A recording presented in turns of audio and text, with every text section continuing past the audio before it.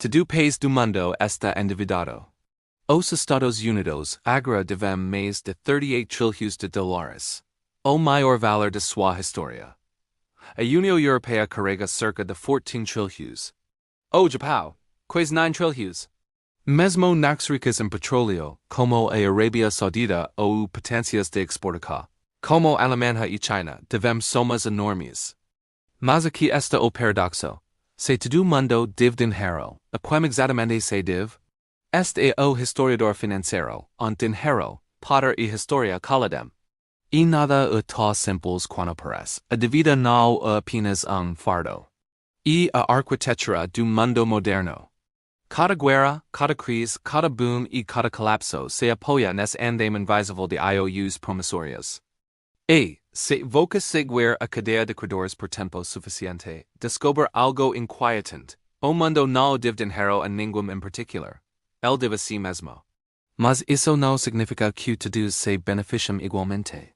Para entender como chegamos a esse ponto, planeta afogado em mais de 315 trilhões de dólares em dívida total, quase 3 vezes o tamanho da economia global, precisamos voltar ao início. Séculos antes do primeiro cartão de crédito passar ou da primeira transferência digital. A ideia de dívida nacional nasceu não em Wall Street, mas na guerra. Em 1694, Inglaterra estava lutando contra a França e ficando sem ouro. O rei recorreu aos comerciantes em busca de ajuda. Em troca de fluxo permanente de pagamentos de juros garantidos por impostos futuros, eles financiaram a carreira. Para administrar esse novo acordo, foi criado o Banco da Inglaterra. Isso foi revolucionário. O Estado agora podia gastar dinheiro que ainda não tinha. E, em troca, os credores receberam algo valioso, uma promessa do governo. Uma promessa que podia ser negociada, comprada ou vendida. Esse foi o nascimento do título do governo, a semente do sistema financeiro moderno. A França copiou. A Holanda aperfeiçoou. Os recém-independentes Estados Unidos adaptaram o modelo para financiar sua revolução e, mais tarde, sua expansão para o oeste. A dívida nacional deixou de ser marca de fracasso e passou a ser medida de credibilidade. A capacidade de pedir emprestado era a capacidade de governar. Impérios antes conquistavam territórios para extrair ouro. Agora emitem títulos para extrair juros. O campo de batalha veio planilha. Avanços TRS séculos e a dívida se tornou a maior exportador do mundo. Os Estados Unidos devem 38 trilhões. O Japão mais de 9 trilhões. E o endividamento global aumenta o equivalente a 1 trilhão de dólares a cada 10. Todo país deve, todo banco empresta. Todo cidadão, por meio de impostos, poupança e aposentadoras, ao mesmo tempo dever e credor. Mas quem exatamente segura a outra ponta de corda? Vamos começar pelos Estados Unidos, porque sua dívida não é apenas nacional, é global. Dos 38 trilhões, cerca de metade a dívida pública. Ou seja, dívida investidores não a outras partes do governo. Cerca de 2/3 desses investidores são americanos bancos, fundos de pensão, fundos mutuos, seguradoras e o próprio Federal Reserve. O turco restante, cerca de 9 trilhões, está em mãos estrangeiras. O Japão é o maior detentor, com cerca de 1 trilhão, seguido pela China, com cerca de 800 bilhões. Depois vem Reino Unido, Luxemburgo e Bélgica. Intuo, quando as pessoas dizem que os EUA estão endividados como a China, isso é verdade. Mas apenas cerca de 2% do total. A maior parte da dívida dos EUA é devida aos próprios UAO, Tesouro e mais títulos. Bancos e fundos os compram. O Federal Reserve frequentemente os recompra, criando novos dólares no processo. Os americanos pagam impostos que financiam os juros desses títulos. Juros que fluem para contas de aposentadoria americanas. E, espelho circular.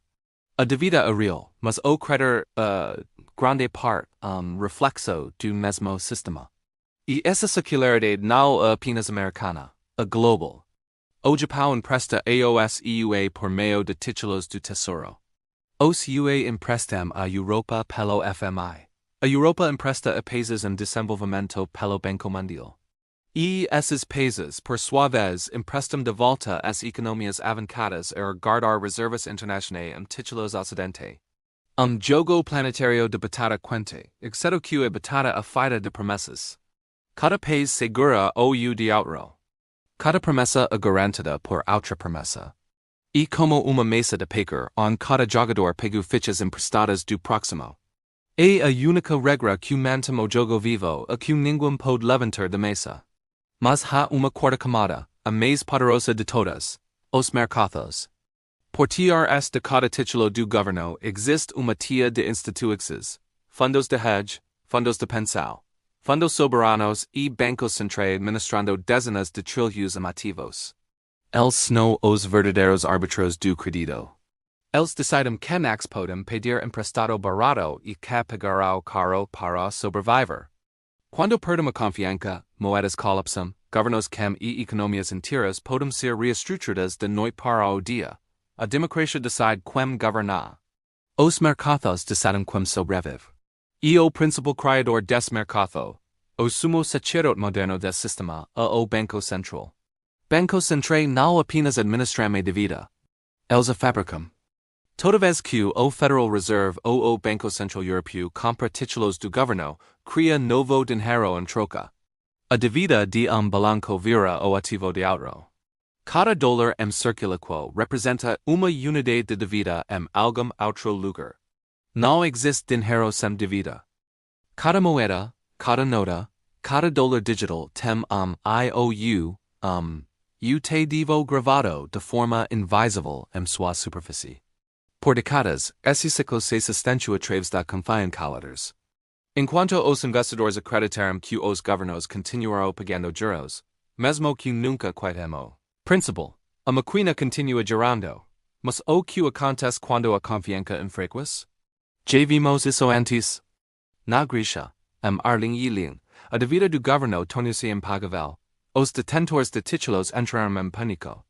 Os juros dispararam, o Banco Central Europeu e o FMI interviram. Mas o resgate veio acompanhado de austeridade, aumento de impostos, cortes de gastos e desemprego em massa. Para toda uma geração, resgate, vírus sinônimo de sacrifício. Na Argentina, sucessivos calores transformaram a dívida em uma maldição nacional. No Sri Lanka, a escassez de combustível e o colapso político viram quando o governo ficou sem moeda estrangeira para pagar seus empréstimos. Quando o sistema quebra, os credores de repente se tornam visíveis. O FMI, as agências de classificação, os detentores anônimos de títulos que seguram nas inteiras pelo pescoço. E ainda assim, mesmo após o colapso, a mesma lógica reinicia. Novos empréstimos substituem os antigos. Dívidas antigas são reestruturadas. A máquina se reinicia como novo nome no mesmo balanco contador. Isso acontece porque, no século XXI, dívida não é feita para ser paga, e feita para ser rolada. Os governos de hoje não planejam realmente quitar suas dívidas. Nem agora, nem nunca. Isso não é conspiração. Política. Quando voca o EU, pegamos empréstimo, esperamos ter que pagar o principal. Mas os governos operam de forma diferente. Tratam a dívida como uma assinatura contínua, emitindo novos títulos para pagar os antigos, processo que os economistas chamam de refinanciamento. Os juros se tornam o verdadeiro produto. O aluguel cobrado pela estabilidade. A economia global agora depende desse aluguel. Como tubarão que precisa continuar nadando para respirar. O sistema financeiro atual funciona com confiança, não com pagamento. Os Estados Unidos nunca irá quitar seus 38 trilhões de dólares de dívida. Eles irá refinanciá-la para sempre. O Japão faz isso há décadas, agora com uma dívida superior a 250% do PIB e mesmo assim seus títulos rendem quase zero. Os investidores não esperam ser pagos. Eles esperam renovar o acordo. Por quê? Porque, para eles, a dívida pública é o colateral mais seguro que existe. Título do Tesouro Americano não é visto como passivo, ativo, a fincar dos mercados globais. Fundos de pensão o possuem. Bancos o usam como garantia. Bancos centrais o tratam como dinheiro. O sistema depende que os governos nunca quietem suas dívidas, porque se o fizessem, o mundo perderia su instrumento financeiro mais confiável. Imagine se Washington decidisse pagar cada centavo de sua dívida. Bancos e fundos ao redor do mundo perderiam su ativo mais estável. A oferta de dólares cairia drasticamente, desencadeando deflação e colapso. Quitar a dívida destruiria exatamente aquilo que faz a economia funcionar. Então os governos fazem o oposto. Continuam emitindo mais, não de forma irresponsável mas rítmica. A dívida se torna tipo de batimento cardíaco do próprio capitalismo, pulsando por cada aposentadoria, hipoteca e mercado do planeta. E por isso que, quando políticos falam em equilíbrio ou orçamento ou pagar a dívida nacional, estão vendendo uma ilusão. O objetivo não é eliminar a dívida. Mantém-la sustentável, administrável e desejada o suficiente para que o sistema jamais deixe de acreditar nela. Porque, quando a crenca desaparece, os meros perdemos sentido. A confiança colapsa. Os juros disparam e a economia, construída inteiramente sobre promessas roladas para de funcionar. Esse é o verdadeiro segredo da dívida soberana. O plano nunca foi pagar. O plano é manter o mundo, acreditando que dia será pago. E ciclo fechado de confiança. E, enquanto essa confiança existir, os meros podem se estender indefinidamente. Mas a confiança não é distribuída igualmente. Quando dizemos devemos a nós mesmos, isso é meia verdade. Os pagamentos de juros não fluem igualmente pela sociedade. Eles fluem de baixo para cima, dos contribuintes e trabalhadores para as instituições e investidores que possuem a dívida. Em outras palavras, a dívida não é apenas uma transferência entre países. É uma transferência entre classes. Por isso, a desigualdade global e o endividamento global crescem juntos. O sistema recompensa quem possui dívida e pune quem apenas a pagar. Se isso soa familiar, aporca a mesma história em escala maior. Das famílias para as das nax para o planeta. Credores não são vils. Devedores não são vítimas. São dois lados do mesmo motor. O problema é o que acontece quando o motor fica sem combustível. Quando o novo endividamento não consegue acompanhar as promessas feitas antes. Aqui a pergunta quem é o credor? Deixa de ser abstrata e se torna pessoal. Porque no topo dessa pirâmide global não há rastro único para culpar. Não é China. Não é Wall Street. Não é o FMI. Todos eles e nós. O sistema financeiro moderno transforma a própria dívida em dinheiro. Governos a emitem. Bancos a multiplicam. Investidores a negociam. Cidadãos dependem dela. A linha entre devedor e credor está barrada além do reconhecimento. A dívida J significa escravidão. Hoje significa equilíbrio. Mas, se esse equilíbrio dia desabar, se a confiança quebrar, a lição acaba, e lembraremos o que a dívida realmente é. Uma promessa que não pode ser mantida para sempre. Se isso te dá uma nova perspectiva, inscreva-se. A história tem as respostas.